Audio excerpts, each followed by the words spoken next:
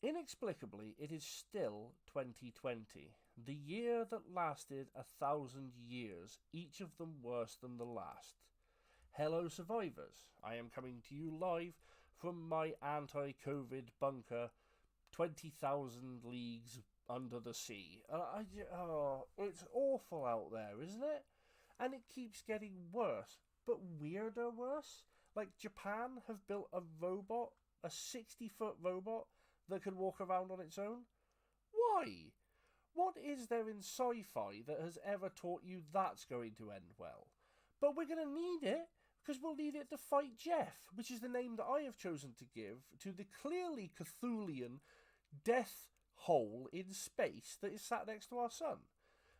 Neither of these are things I've made up. You can Google them. Japan giant robot, black hole near sun. These are things. Along with the vampire moths, the killer bees, all of these things are actually happening. I mean, what's next? Genuinely, if you turned to me tomorrow and said, "Oh, did you hear the latest news?" "Oh, what's that, mate?" "Oh, well, there's this zebra that goes around and it comes to your house in the night." "Huh? A zebra?" Yeah, he comes to your house and then he has sex with you." "What, like, oh no, he seduces you and it's all consensual, but you're ultimately left feeling cheapened by the experience, and when you wake up, he's taken your wallet and left." Yeah, sounds about right for 2020. It wouldn't shock me. Honestly, I don't think anything will now.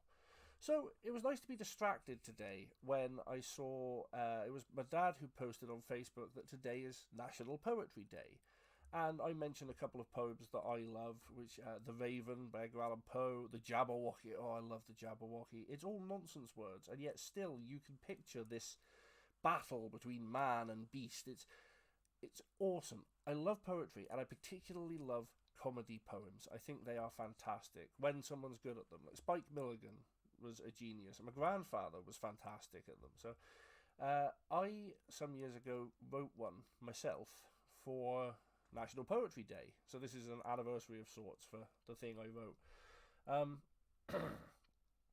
I know right now we might not have an awful lot of time for poetry, it seems, but you should take time to enjoy the things that make you happy. And people like poems, and people love the Roses Are Red format of poetry. That's all you see on Twitter on this day each year, are variations on that theme. And the problem with that is that the Roses Are Red style of poem has oft driven me to distraction, being largely factually inaccurate, but I've not up to now taken action to correct the various errors in the 4-line verses you scribble, but that ends today, as I'm so glad to say that I poetically offer a quibble. Often it's said that roses are red and violets bizarrely are blue. Of course, we all know that that's not always so, and both of them vary in hue. Roses can be many colours, you see, and violets likewise can vary. Well, having said that, I guess to attempt to compress all of that into rhyme is quite scary. A tricky prospect, no doubt, when one's laying out a simple poetic endeavour. To attempt to include all the various hues into 4 short lines would be clever. 'Twould be quite the trick, and the thought makes me sick. And I mutter quite quietly a curse as my heart rate increases, and I quite fall to pieces at the prospect of writing such verse. Roses not red, but purple instead, and violets of green and of yellow. Not to mention the pink for the roses, I think. There are too many colours, I bellow. It was simpler, I own, with one colour alone for each of the flowers I've mentioned, and I think now that I ought perhaps not to have brought this minor detail to attention, for my head surely aches and my writing hand shakes, and there's just one thing left to be said. From now on, it'll do to say violets are blue, and all bloody roses are red. Happy National Poetry Day, folks. I hope you enjoy it. From the safety of your own homes, wear a mask.